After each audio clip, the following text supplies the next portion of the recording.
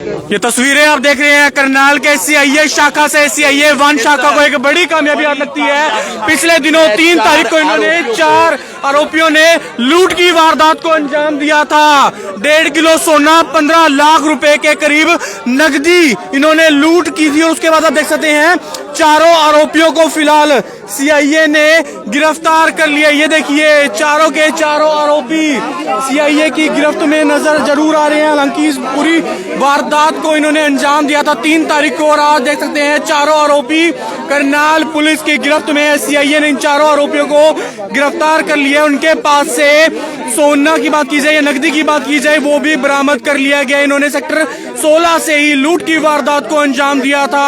आपको बता दें व्यापारी से इन्होंने तकरीबन करीब 1.5 किलो सोना और 15 लाख रुपए करीब नकदी भी चुराई थी। जी sir, a very warm good morning to everyone. यहाँ ये थोड़ा सा इससे हटाइए जी, ये केस प्रॉपर्टी है।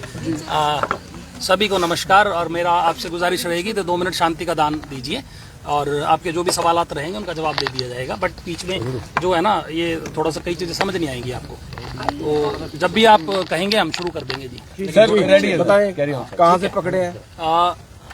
सबसे पहले तो मैं घटना से शुरू करता हूं जी। 3 तारीख को इस महीने की 3 जनवरी 2026 को लगभग 9:20 से 9:30 के बीच में एक आदिक पाटिल नामक सराफा बाजार में सोना गलाई का काम करने वाले व्यापारी हैं वो और उनके ही परिजन एक बब्बन नामक व्यक्ति है। इन दोनों व्यक्तियों के साथ सेक्टर 16 का जो कनेक्टिंग रोड है कम्युनिटी सेंटर के पीछे, वहां पे एक लूट की घटना सामने आई थी जिसमें कुछ लोगों ने उनके साथ लूट की घटना को अंजाम दिया था और इनसे कुछ कैश और सोना लूट के फरार हो गए थे। तो माननीय पुलिस अधीक्षक महोदय श्री नरेंद्र बिजारनिया साहब, इन्होंने इस घटना की गंभीरता को देखते हुए सभी क्राइम टीमों की इसमें जिम्मेवारी लगाई थी। साथ ही प्रबंधक थाना और सेक्टर 4 चौकी इंचार्ज इनकी भी 2 टीमें बना के टोटल 5 टीमें बना के इस काम को सॉल्व करने की जिम्मेवारी दी थी। और जैसे कि उनका क्राइम और एसटीएफ का एक्सपीरियंस भी है तो उनके अनुभव और मार्गदर्शन का डायरेक्ट फायदा माननीय एसपी साहब के मार्गदर्शन में लगातार हमें मिल रहा था और वो इस पूरे मामले की मॉनिटरिंग वो खुद कर रहे थे। तो इसी पे पुलिस ने कार्रवाई करते हुए जो इन्वेस्टिगेशन का हमारा चैनल रहता है उसको पूरा एक्सप्लोर किया और एक्सप्लोर करते हुए ये सामने आया कि जहाँ पे ये लोग इनके सराफा बाजार में जहाँ इन लोगों की दुकान है उसी के एक दुकान छोड़ के एडजॉइनिंग एक दूसरे ज्वेलर हैं जहाँ पे एक व्यक्ति प्रिंस शर्मा है जो जुंडला गेट एरिया का रहने वाला है, वो वहाँ पे काम करता है। तो उसने इजी मनी कमाने के लिए और जल्दी पैसा कमाने के लिए ये लूट की घटना की साजिश रची और इस काम में उसने उसी दुकान पे काम करने वाले अन्य व्यक्ति दिनेश शर्मा, वो भी जुंडला गेट का रहने वाला है, उसको भी अपने साथ मिलाया।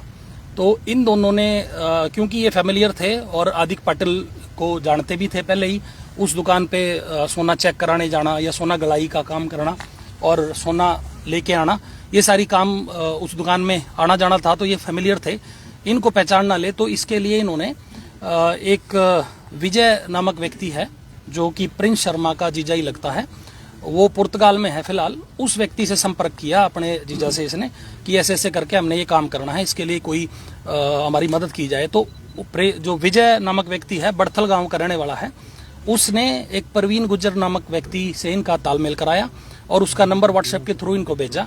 फिर इनका आपस में संपर्क हुआ। उस संपर्क में जो परवीन गुज्जर और प्रतीक नामक 2 व्यक्ति और इस पिक्चर में आए। उन दोनों व्यक्तियों ने जिस दिन घटना है 3 तारीख को वो दोपहर के बाद यहाँ आए और आने के बाद उन्होंने सारा एरिया वगैरह रेकी की। और जो इसमें मुख्य साजिश करता है प्रिंस शर्मा भी मौके पे मौजूद था, जिसने आइडेंटिफाई करे। जैसे ही ये अपना दुकान से चले तो रास्ते में दिनेश नामक व्यक्ति है, उसने मुखबरी की है थ्रू फोन, उसका सीसीटीवी एविडेंस हमारे पास है और वो स्कूटी पे रेकी भी कर रहा था, फोन किया। उसी फोन के बाद जो आगे खड़े थे प्रतीक और परवीन गुज्जर और प्रिंस शर्मा, ये 3 व्यक्ति खड़े थे। तो प्रिंस ने इशारा किया अंधेरे में उसको, भाई ये व्यक्ति है। तो सबसे पहले प्रतीक ने हाथ करके उसको रोकना चाहा परंतु वो स्कूटी नहीं रुकी। तो उसके बाद परवीन गुज्जर नामक व्यक्ति ने, जो स्नैपर होता है सॉलिड, तो वो उनके सिर में मारा जिससे स्कूटी गिर गई। उसके बाद लगातार उनके सिर पे वार किए। जो साथ में बब्बन था, बब्बन को भी उन्होंने हाथ पे मारा। तो बब्बन का घर जैसे पास ही था तो वो घर पे मदद के लिए वो घर की तरफ दौड़ा इतने में उसके सिर पे काफी वार करके प्रतीक ने वो बैग उठाया। पहले प्रतीक वहां से निकल गया और उसके बाद जो प्रवीण गुज्जर है वो वहां से निकल गया, प्रिंस भी अपना साइड में हो गया। तो पुलिस ने सबसे पहले इनकी शिनाख्त करने के बाद कल दोपहर के को 2 व्यक्ति प्रिंस शर्मा और दिनेश शर्मा इनको करनाल से गिरफ्तार किया है। गिरफ्तार करने के बाद इनको इंटेरोगेशन भी की है। इनके कब्जा से 1 लाख रुपए 230 ग्राम सोना और एक सिक्के का सोना, एक सोने का सिक्का 10 ग्राम का वो अलग से है जी, ये इनके पोजेशन से रिकवर किया। फिर उसी के बाद इनसे जैसे इंटेरोगेशन हुई तो इन्हीं ने बताया कि हमारे 2 अन्य साथी और जो इस काम में इन्वॉल्व हैं वो जो गांव है उसके इलाका में अम्बाड़ा में है। तो पुलिस ने तुरंत प्रभाव से वहां भी दबिश दी और प्रवीण और प्रतीक को काबू किया। उनके पोजेशन से भी 1 लाख की नकदी और 1 किलो सोने की ईंट और उसके अलावा कुछ अन्य टुकड़ा भी है। 1 किलो के अलावा कुछ अन्य टुकड़ा है और एक काला बैग जिसमें ये सारा सामान था और कुछ डॉक्यूमेंट भी उनके थे जो अपना आदिक पाटिल परिवार है उस बैग कोई छीन के ले गए थे। वो बैग समेत ये सारा सामान इनसे रिकवर किया है। लगभग 1240 ग्राम का सोना है, इतना ही लूट हुआ था। तो इसकी मलकियत लगभग 2.25 करोड़ रुपए की है आज के हिसाब से और 2 लाख कैश की रिकवरी है। कैश की अमाउंट ज्यादा थी, लगभग 10 लाख के करीब हो सकती है। अभी ये जैसे इनमें से एक का आपराधिक रिकॉर्ड भी है, नशा भी करता है, तो उसको पुलिस पे रिमांड लेके थोरो इंटेरोगेशन की आवश्यकता है। उसके बाद जो बकाया कैश है वो रिकवर किया जाना बकाया है। इसके अतिरिक्त एक स्कूटी जो अपना दिनेश शर्मा यूज कर रहा था वो पुलिस द्वारा रिकवर की जा चुकी है। और परंतु एक ये स्प्लेंडर मोटरसाइकिल पे आए थे अम्बाड़ा साइड से, वो मोटरसाइकिल की रिकवरी अभी बकाया है। और प्रिंस नामक जो व्यक्ति है ये भी मौका घटनास्थल पर एक एक्टिवा यूज कर रहा था, उस एक एक्टिवा की रिकवरी बकाया है। और जो कैश अमाउंट है उसकी रिकवरी इनसे की जानी बकाया है। उसके लिए हम ऑनरेबल कोर्ट से लगभग 5 दिन का रिमांडिंग का लिख रहे हैं और इनके क्रिमिनल रिकॉर्ड के लिए भी हमने जो कंसर्न थाना है वह उनको लिख दिया है। अभी तक एक ही व्यक्ति जो प्रतीक नामक व्यक्ति है इसका नशे की तस्करी से संबंधित एक मुकदमा सामने आया है। बाकियों का क्रिमिनल रिकॉर्ड हम पता कर रहे हैं। घटना में ये 4 व्यक्ति, 1 प्लस 5वां जो पुर्तगाल में रहता है विजय नामक व्यक्ति, उनकी इन्वॉल्वमेंट प्रथम दृष्टया अभी तक सामने आई है। रिकवरी भी जो है मैंने जितनी मतलब अमाउंट का सोना और कैश था उसमें जितनी रिकवरी हुई है, मैक्सिमम रिकवरी हो चुकी है, वो हमने आपको बता दी है। इसके अलावा अगर और भी कोई इसमें इन्वॉल्व है या इसके अलावा कोई और घटना में, चाहे वो षड्यंत्र में हो चाहे वो भी, उसके लिए भी पुलिस थोरो इन्वेस्टिगेशन कर रही है।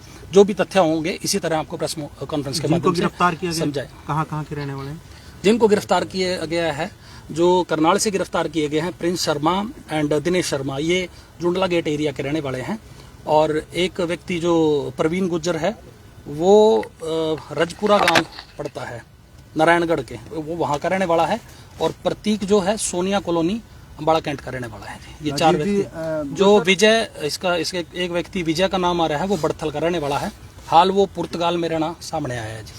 Rajiv ji, for accused arrest by police, any criminal activity, any record मैंने बता दिया जी। एक ही व्यक्ति का अभी तक रिकॉर्ड हम कंसर्न पुलिस स्टेशन, जैसे 2 व्यक्ति बाहर के हैं तो उनके पुलिस स्टेशन को लिख दिया है।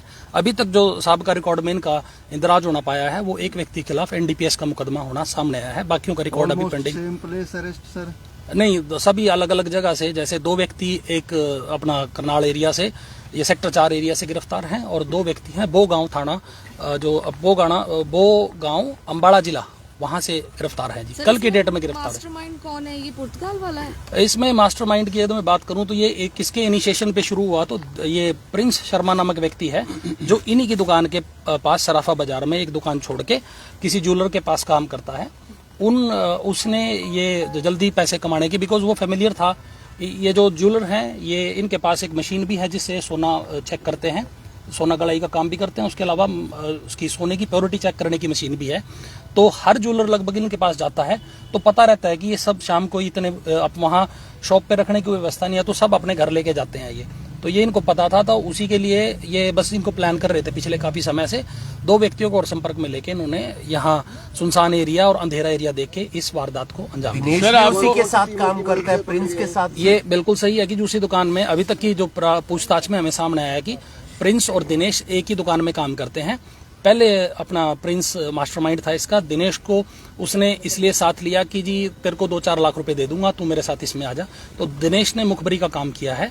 घटनास्थल पे दिनेश, ये 3 व्यक्ति थे। दिनेश रास्ते में खड़ा था, जब ये स्कूटी वहां से गुजरी तो उसने फोन करके इनको सूचना दी, तो वो इनके कॉल डिटेल रिकॉर्ड्स की में भी पुष्टि हो रही है, प्लस हमारे पास सीसीटीवी एविडेंस भी उसका अवेलेबल है। सर, आपको लगता है कि करनाल में जो ज्वेलर्स की ये लूट हुई है, इसमें कहीं ना कहीं पुलिस को बीच में जरूर इन्वॉल्व करना था, जो जिनके साथ चोरी हुई है, क्योंकि इतनी भारी मात्रा में नकदी और गोल्ड लेकर अकेले जाना कहीं ना कहीं खुद उनके लिए बड़ा रिस्क साबित हुआ? देखिए, ये मतलब इन्वेस्टिगेशन से संबंधित विषय नहीं है, पर जैसे आपने सवाल पूछा है तो उसमें मेरे को अपना ये कहना जरूरी है कि ये रूटीन का इनका काम था।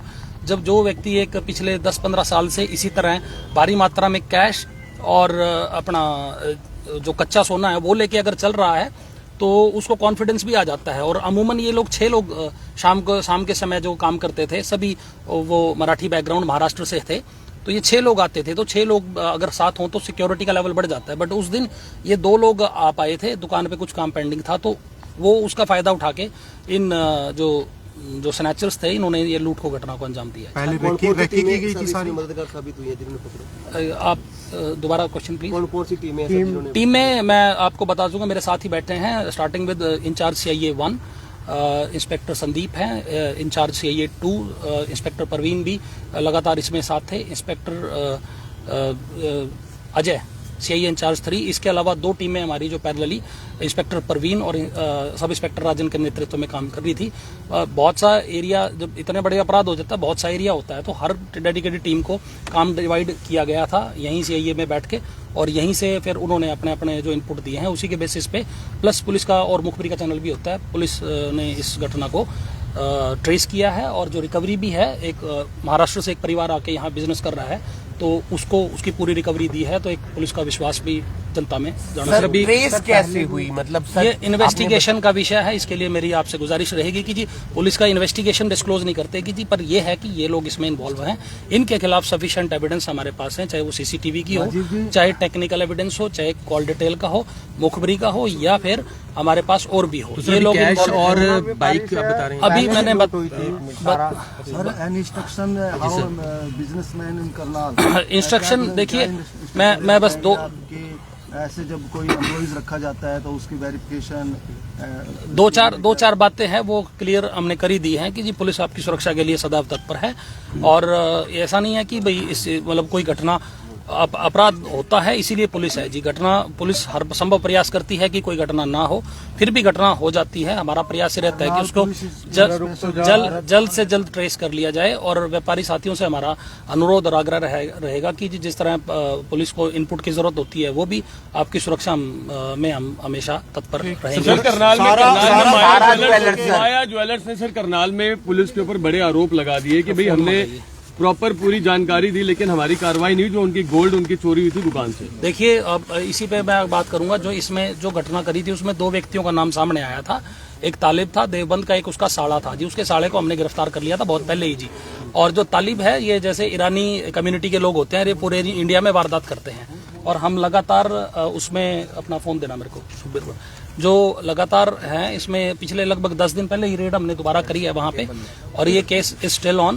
पुलिस, मैंने जैसे बता दिया है कि जब तक केस ओपन है तो पुलिस हर संभव प्रयास करेगी कि इसकी मैक्सिमम रिकवरी हो, और उसके लिए समय भी लग जाता है जी।